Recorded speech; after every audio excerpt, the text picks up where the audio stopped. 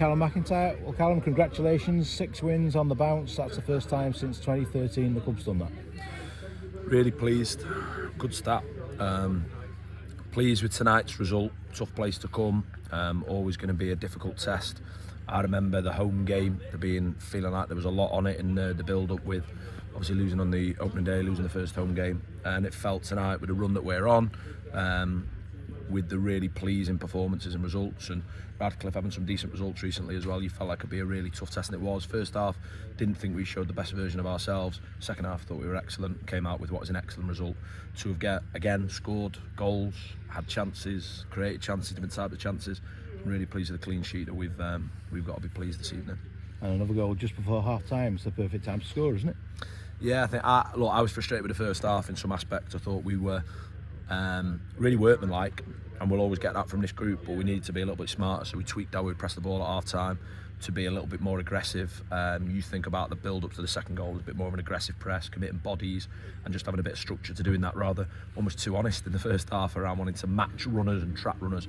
You just end up struggle to get out of our own half, and I think when you're putting that level of emphasis into out possession, just working hard, does that affect you in possession? Because we lacked a bit of quality, but I thought the second half was out of possession, in possession, really dominant and really pleasing.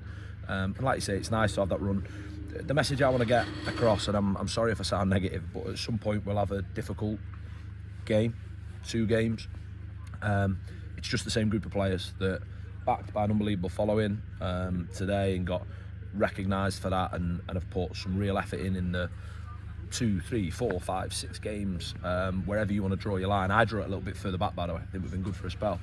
At some point we're going to need to bounce back from some difficulty, but long may this run of form continue. You talk about honesty, there's no one more honest than Tom Pearce, is there? No, he's colossal for us.